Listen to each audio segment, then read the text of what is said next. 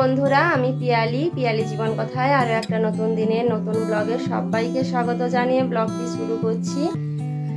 এখন বাজে সকাল 10:30। এখন থেকেই শুরু করছি ব্লগটা। কতটা করতে পারবো জানি না, কারণ আজকে আমার শাশুড়ি মার বাৎসরিক, সেই জন্য রেডি হয়ে গেছি। বাইরেও সাধ্যের কাজকর্ম শুরু হয়ে গেছে, এখন যাচ্ছি। তোমরা পুরো ব্লগটা দেখতে থাকো, আশা করি ভালো লাগবে। আজ মঙ্গলবার, সকাল থেকে উঠে পড়েছি। উঠে অনেক কাজকর্ম ছিল, শেষ করে স্নান টান করে নতুন শাড়ি সায়া ব্লাউজ পরে সাধ্য শান্তির কাজকর্মে বসেছি। তোমাদের দাদা, আমি আর কাকুর ছেলে। আর আজকে না প্রচন্ড গরম, কিন্তু রোদ সেরকম ওঠেনি, মেঘলা মেঘলা আছে।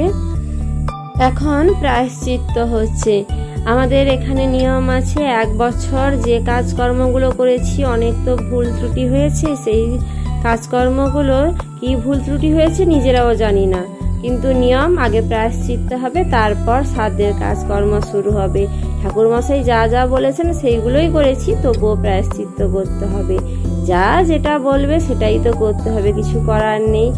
দিয়ে পেছন থেকে সুমিকে আর আমার ছোট বোন এসছে, তাকেই ভিডিও করার দায়িত্ব দিয়েছি, ওরাই ভিডিও করছে।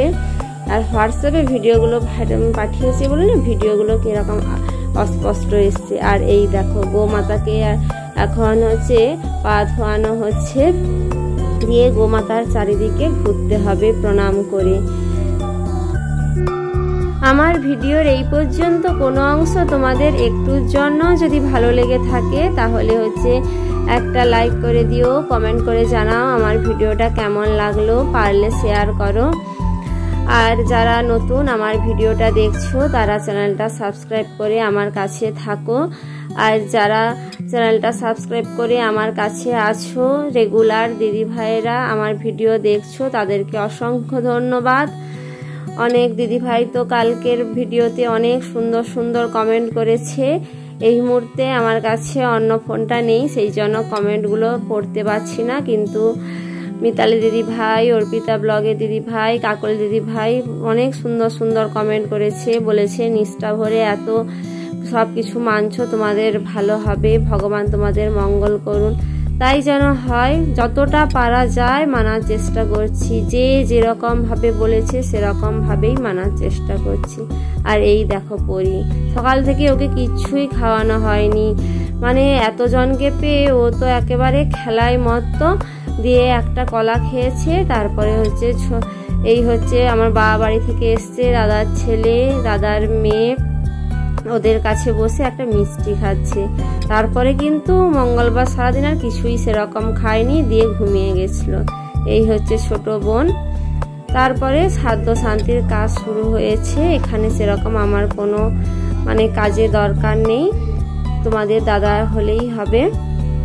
আসলে শাশুড়ি মা হঠাৎ করেই মারা গেছেন সাপের কামড়ে, সেই জন্য শোক ভুলতে না অনেকটাই দেরি হয়ে গেল। এই জন্য সমস্ত কিছু যে যেরকম ভাবে বলেছে মেনে চলছি। আর এই দেখো, ও বাড়ি ঠাকুর বাড়িতে, পুরানো বাড়িতে ঠাকুরের একটু প্রসাদ দেওয়া হয়েছিল, সবাই খাওয়া হয়ে গেছে, সেইটা নিয়ে এসছি, আমরাও খেয়েছি। ইনি শাশুড়ি মা, বয়স কত 52-53 মতো হবে। সকালে আমি আর পরি আম খেতে ভালোবাসি বলে শ্বশুর মশাইকে নিয়ে আম পাড়তে গিয়েছিল। শ্বশুর মশাইকে আম পেড়ে আমের বস্তা দিয়ে বলছে তুমি যাও। আর শাশুড়ি মা কিন্তু আর আসতেই পারেনি, ওখানে সাপের কামড়েই ওখানে ঝুমো ছিল, ঝুমোকে ডেকে বললো যে সাপ কামড়িয়েছে, ব্যাস 2 থেকে 3 মিনিটের মধ্যেই সব শেষ। এত তাড়াতাড়ি। তখন সেদিন আমি কিন্তু বাড়িতেও ছিলাম না, কেউ বাড়িতে ছিল না সেরকম। এসে বাবা বাড়ি থেকেই সোজা হসপিটালে গিয়েছি, যে গিয়ে ওখানেই নিয়ে যেতে যেতেই উনি মারা গেছেন। 5 মিনিট, আমাদের এখান থেকে হসপিটাল 5 মিনিট দূরত্ব, সময়ই দেয়নি। আর এই দেখো, সবাই বিকেলবেলা ফুচকা খাচ্ছে। ফুচকা দোকানকে আমার মামা শ্বশুর ডেকে নিয়ে এসছে, এসে সবাই মিলে ফুচকা খাচ্ছে। আমাকেও খেতে বলেছিল, কিন্তু আমি বেশি খাইনি, কারণ 3 দিন ধরে কিছু খাওয়া হয়নি, তো এখন ফুচকা টুচকা খেলে অ্যাসিড হয়ে যাবে, সেই জন্য একটা খেয়েছি। আর সব বোনেরা মিলে দাঁড়িয়ে খাচ্ছে।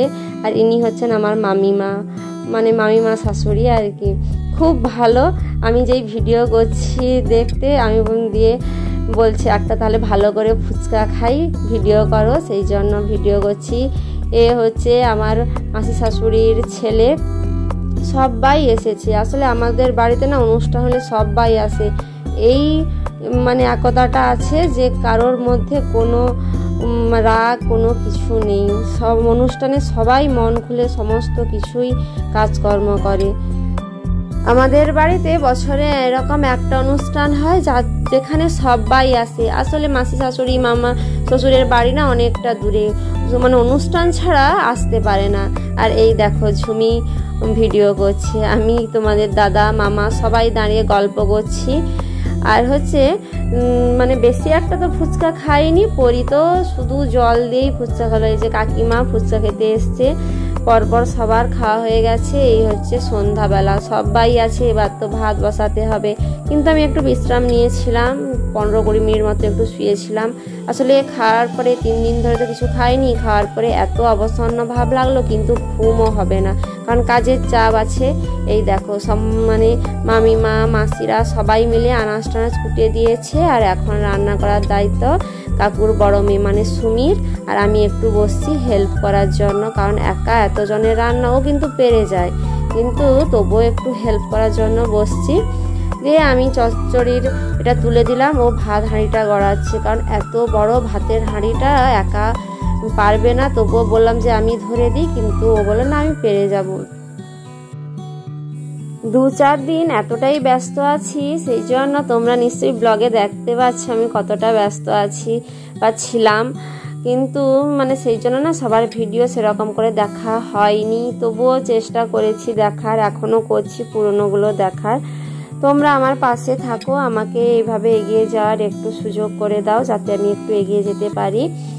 আসলে কি বলতো, এই সংসারের এই তো সবাই চলে যাবে, সেই গতানুগতিক জীবন, সংসারের কাজকর্ম করতে করতে না একঘেয়েমি চলে আসে। যাতে সেইগুলো মানে একঘেয়েমি না আসে, সেই জন্য ব্লগ করলে মনটা অনেক ভালো থাকে। আর এই দেখো মাছের ঝোলটা করার জন্য সমস্ত মশলা দিয়ে দিয়েছি, আর কত বড় ভাতের হাঁড়িয়ে ভাত হয়েছে। তারপরে সবাই মিলে বসে গল্প করছি, এইগুলোই ভালো লাগে। এই তরকারিটাও হয়ে গেছে, সবাই রান্নাঘরে বসে এরকম রান্না করছে, গল্প করছে। শাশুড়িমা যখন থাকতেন তখন এরকমই হতো, মানে মানে খুব মজা হতো। আর এই দেখো রাত্রে শাশুড়িমাকে খেতে দেওয়া হবে, পুকুরে খেতে দিয়ে তারপরে হচ্ছে এসে আমরা খাবো আর কি। সেই জন্য ভাত রাতগুলো সমস্ত কিছু বেড়ে নিয়েছি, খেতেও দিয়ে দিয়েছি।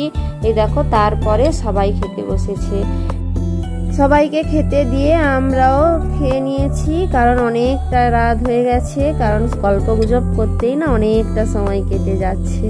সবাই বসেছে তো গল্প না হলে হয়। লাস্টে কিন্তু আইসক্রিম খেয়েছি। ঠিক আছে বন্ধুরা, আজকের ব্লগ এই পর্যন্ত, পরবর্তী একটা নতুন ব্লগে দেখা হবে। টাটা।